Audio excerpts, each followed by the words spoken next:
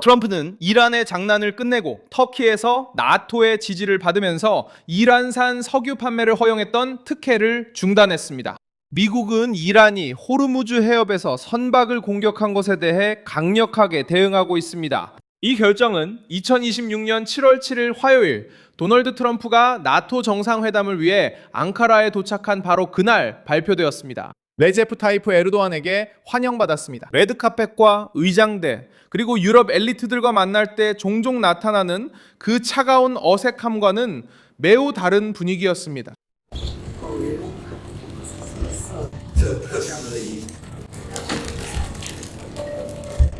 사람을 데려와야 해. So So beautiful. Thank you very much. Thank you. 만나서 반가워. Nice to see you. Nice to see you. Welcome, Mr. President, the ambassador. 이란은 세계에서 가장 민감한 에너지 경로에서 미국의 인내심을 시험하려 했고 해협의 대체 구역을 지나던 상선들을 공격했습니다. 그 대응은 정권의 돈줄을 겨냥했습니다. 미국 재무부는 이란산 석유의 생산, 운송 및 판매를 허가했던 일반 면허를 취소했습니다. 한편 마르크 리터 나토 사무총장은 트럼프 앞에서 더 많은 국방비 지출, 더 많은 장비 구매, 그리고 더 강한 실질적 방위 능력을 옹호하며 자신의 역할을 보여주려 했습니다. 앙카라는 트럼프의 요구가 단순한 연설이 아니라 동맹국과 적국 모두에게 실질적인 압박으로 바뀐 무대가 되었습니다. 이란은 왜 도발했을까요? 트럼프는 어떻게 대응했을까요? 그리고 나토는 어디까지 지지할까요? 지금 바로 모두 알려드리겠습니다. 이런 직설적이고 군더더기 없는 컨텐츠를 좋아하신다면 구독을 고려해보세요. 여기서는 매일 이런 영상을 올리고 있습니다.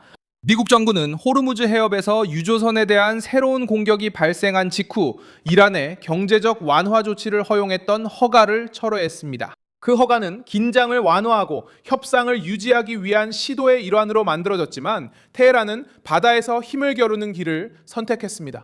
AP 통신이 인용한 영국 해사 당국에 따르면 세 척의 선박이 발사체에 의해 공격을 받았습니다. 그중 한 척은 액화 천연가스를 싣고 있었고 기관실 근처에서 불이 났습니다. 나머지 두 척은 경미한 손상을 입었지만 항해를 계속했습니다. 부상자는 보고되지 않았습니다. 하지만 이란의 메시지는 분명했습니다. 세계에서 거래되는 막대한 에너지가 지나가는 항로를 두려움으로 통제하려는 시도였습니다. 워싱턴은 이번 사건을 사고로 보지 않았습니다. 미국 재무부를 통해 반응이 나왔고 이란산 석유 판매를 허용하던 승인이 철회되었습니다. 실질적으로 트럼프는 협상 테이블에 있던 가장 중요한 양보 중 하나를 이란 정권에서 빼앗았습니다. 메시지는 간단했습니다. 협상을 위장으로 이용하는 자들에게는 경제적 합의가 없다는 것이었고 석유는 이란 정권의 핵심입니다. 미국이 그 부분을 압박하면 그 영향은 정치 엘리트, 군 지휘관들, 민병대 자금 지원자들, 그리고 지역 영향력 기구에까지 미칩니다. 중요한 점은 바로 시기입니다. 트럼프는 터키 앙카라에서 나토 정상회담에 참석 중이었고 이란은 이라크 나자프에서 알리 하메네이의 장례식과 관련된 의식 동안 힘을 과시하려 했습니다. 마수드 페사치키안과 군 인사들, 이란 당국자들이 이라크 지도자들과 함께한 모습은 테헤란이 여전히 지역을 주도한다는 이미지를 내세우려 한다는 것을 보여줬습니다. 그러나 그 이미지는 현실과 충돌했습니다. 거리에서 권력을 과시하는 정권이지만 워싱턴이 경제의 물꼬를 잠그면 입지가 줄어듭니다. 터키는 이 판에서 중심적인 역할을 하게 되었습니다. 트럼프는 정치적 제스처와 함께 앙카라에 도착해 눈길을 끌었습니다. 에르도안 옆에서 특별한 관계를 언급하며 터키의 충성심을 칭찬했고 터키의 F-35 전투기 판매를 검토할 수 있다고 시사했습니다. 이 문제는 터키가 러시아 방공 시스템을 구매한 것 때문에 수년간 막혀 있었습니다. 이 장면은 트럼프가 동맹 내에서 어디에 정치적 자본을 투자할지 선택하는 모습을 보여주기 때문에 의미가 있습니다. 트럼프는 브뤼셀과 파리의 오래된 축에 굴복하는 대신 앙카라에서 더 편안해 보였습니다. 그곳에서의 대화는 더 직접적이고 더 전략적이며 유럽식 허세가 덜 느껴졌습니다. 에르도안도 힘을 얻었습니다. 터키는 7월 7일과 8일에 나토 정상회의를 주최하며 동맹 32개국의 정상들을 맞이했고 앙카라를 국방, 우크라이나, 중동, 군수 산업에 대한 논의의 중심에 올려놓았습니다. 터키 부통령 세비데 일마즈는 이번 만남을 억지력과 안정을 위한 역사적인 회의로 평가했습니다. 정치적으로 터키는 조연이 아님을 입증했습니다. 터키는 가교이자 거점이자 접경지이며 산업과 영향력까지 갖춘 나라입니다. 트럼프에게 이는 중요합니다. 이란과의 위기는 워싱턴의 말로 해결되지 않기 때문입니다. 나토는 트럼프 앞에서 입지를 재정립하려 했습니다. 마르크 리터는 국방비 지출이 잘 쓰인 돈이라고 말하며 동맹을 새로운 군사 프로젝트와 수십억 달러 규모의 계약을 선보이는 장으로 이끌었습니다. 마르크 리터가 어제 워싱턴 포스트에 밝혔습니다. 그는 이렇게 썼습니다. 인용하면 나토 3.0이 등장하고 있으며 미국으로부터 구매하고 있습니다. 미국의 힘에 너무 의존했던 동맹이 이제는 자체적인 힘을 키우고 있으며 또한 미국으로부터도 구매하고 있습니다. 분명히 군사 장비 판매를 언급하는 것입니다. 이것은 오늘 트럼프 대통령의 발언과 맞물려 동맹에 대해 더 낙관적인 분위기를 보여주는 것 같습니다. 그들이 터키에서 모이는 동안 나토 동맹에 대해 말씀하신 건데요. 이에 동의하시나요? 트럼프는 수년간 유럽이 나토 동맹국들과 방위비를 더 공평하게 분담하고 더 많이 지출해야 한다고 주장해왔습니다. 트럼프의 추가 투자 요구는 더 이상 선거운동의 불만이 아니라 공식 의제가 되었습니다. 동맹은 미국의 힘에 의존하고 있다는 것을 알고 있지만 유럽이 적은 비용을 쓰면서 워싱턴의 무한한 보호만을 기대하던 편안한 시대는 이미 지나갔다는 것도 알고 있습니다. 유럽이 곤란해하는 지점이 바로 이것입니다. 트럼프는 수년간 이를 요구하며 비난받았지만 이제 나토도 더 많은 책임 요구가 옳았음을 증명하려 합니다. 이러한 움직임은 중동에도 영향을 미칩니다. 이란은 지역 안보와 경제 체제에 다시 통합되려고 하면서 호르무즈 항로를 시험하려 들었습니다. 문제는 통합이 협박에 대한 보상이 되어서는 안 된다는 점입니다. 테헤란이 새로운 지역 질서의 일원으로 대우받고 싶다면 해협을 무력으로 쥔 주인처럼 행동하는 것을 멈춰야 합니다. 정권이 승인한 항로를 세계가 사용하도록 강요하기 위해 선박을 공격하는 것은 외교가 아니라 강압입니다.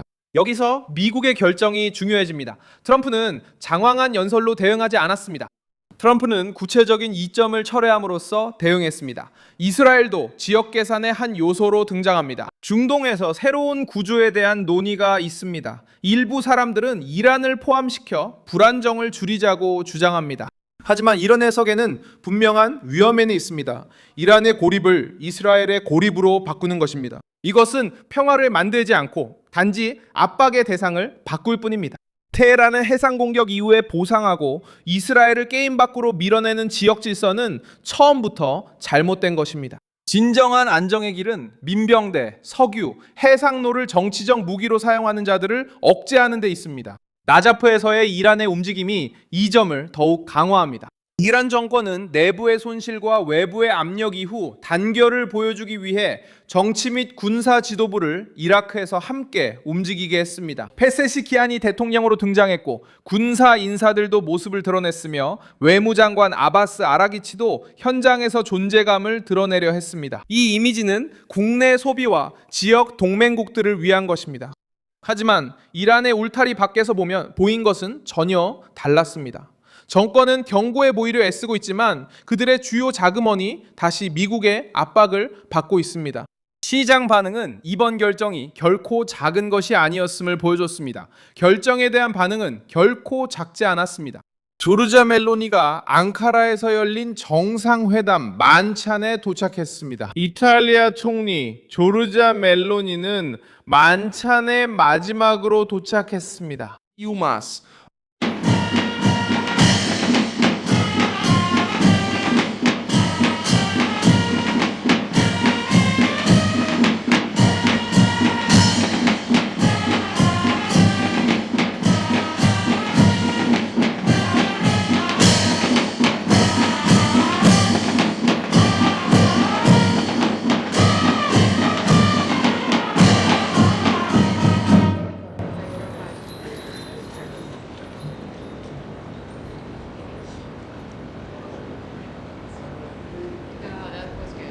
이 장면이 더 부각된 이유는 트럼프가 유럽 동맹국들과 마찰을 빚고 있었고 미국이 중요한 순간에 지원이 부족하다고 불평할 때 이탈리아가 언급되었기 때문입니다. 그럼에도 멜로니는 트럼프와 가장 강한 정치적 소통 채널을 가진 유럽 지도자 중 한 명입니다. 앙카라에서의 장면은 이미 워싱턴이 분위기를 주도한 회의에 유럽이 참석하는 모습을 보여주었습니다. 중국은 그날 또 다른 경고로 등장했습니다. 정치적 위기의 중심에서는 벗어나 있지만 같은 글로벌 불안정성의 틀 안에 있습니다. 두 개의 토네이도가 후베이성에 강타해 시속 93 마일에 달하는 강풍을 동반하며 황시, 황간, 어저우, 시안닝 등 도시에서 사망자와 부상자 그리고 파괴를 남겼습니다. 후베이는 산업과 기술의 중심지로 이런 종류의 사건은 이 지역에서 드뭅니다. 이로써 그날 뉴스 흐름에 부담이 더해졌습니다. 후베이는 에너지, 국방, 극한기후, 그리고 생산체인 등 여러 취약점이 동시에 드러나고 있습니다. 앙카라 정상회담은 단순한 지도자들의 만남이 아니었습니다. 그것은 권위를 시험하는 자리였습니다. 트럼프는 동맹국들에게 압박을 가하고 터키를 칭찬하며 유럽을 압박하고 이란을 처벌했습니다. 이는 이란 정권이 호르무즈 해협에서 긴장을 고조시키려 했던 시점이었습니다. 위기는 어려운 협상이 계속되고 있습니다. 하지만 이번 화요일의 신호는 심상치 않았습니다. 이란 정권은 전략적 가치를 지닌 경제적 특혜를 잃었습니다. 이 영상을 끝까지 시청해 주셔서 정말 감사합니다. 화면에 표시되는 픽스키를 통해 저희 프로젝트를 후원하고 재정적으로 기여해 주세요. 저희는 독립 채널로 진실된 정보 전달에 집중합니다. 여러분의 후원이 저희 활동에 큰 힘이 됩니다.